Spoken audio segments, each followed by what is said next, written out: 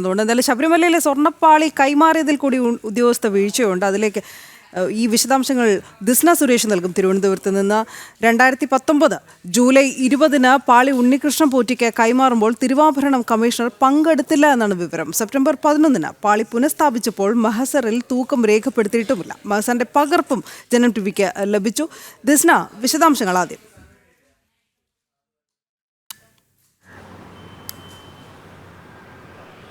തീർച്ചയായും മനു, ഈ സ്വർണ്ണപ്പാളി കവർച്ചയുമായി ബന്ധപ്പെട്ട് കൂടുതൽ വെളിപ്പെടുത്തലുകൾ, കൂടുതൽ തെളിവുകൾ പുറത്തുവരുന്നൊരു സാഹചര്യമാണ് നിലവിലുള്ളത്.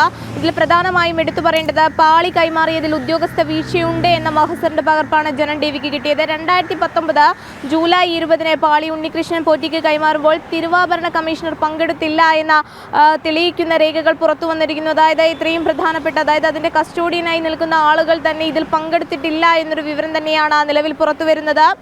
അതോടൊപ്പം തന്നെ സെപ്റ്റംബർ 11 പാളി പുനഃസ്ഥാപിച്ചപ്പോൾ എത്ര തൂക്കമുണ്ട് എന്ന് പോലും മഹസറിൽ രേഖപ്പെടുത്തിയില്ല എന്ന പകർപ്പാണ് ഇപ്പോൾ നിലവിൽ ലഭ്യമായിട്ടുള്ളത്. എന്തായാലും ഈ കവർച്ചയുമായി ബന്ധപ്പെട്ട ആദ്യഘട്ടം മുതൽ ഉണ്ണികൃഷ്ണൻ പോറ്റി പറയുന്ന ഒരു കാര്യമുണ്ട്. തനിക്ക് ലഭിച്ചത് ചെമ്പ് തന്നെയാണ്, അത് മഹസറിൽ രേഖപ്പെടുത്തിയിട്ടുണ്ട് എന്ന കാര്യം തന്നെയാണ്.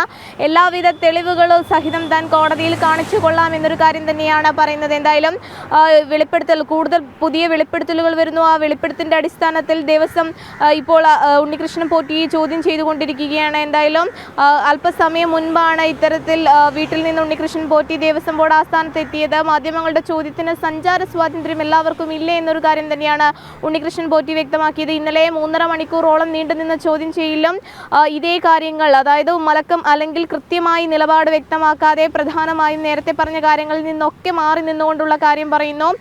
തനിക്ക് ലഭിച്ചത് ചെമ്പ് തന്നെയാണ് എന്ന ഉറച്ച നിലപാടിൽ ഉണ്ണികൃഷ്ണൻ പോറ്റി നിൽക്കുന്നു. അതോടൊപ്പം തന്നെ 3 സുഹൃത്തുക്കൾ ചേർന്നാണ് ഇത്തരത്തിൽ ഈ പൂശിയത് എന്നൊരു കാര്യം കൂടി വ്യക്തമാക്കി ഉണ്ണികൃഷ്ണൻ പോറ്റി പറയുന്നു. 15 ലക്ഷം രൂപ ചെലവഴിച്ചു.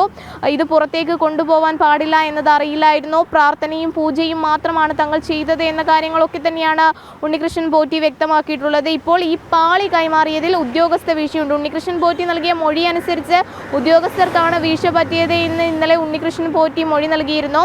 ഇപ്പോഴിതാ അതിന്റെ തെളിവുകളും പുറത്തു വന്നിരിക്കുന്നു. 2019 ജൂലൈ 20 പാളി ഉണ്ണികൃഷ്ണൻ പോറ്റിക്ക് കൈമാറുമ്പോൾ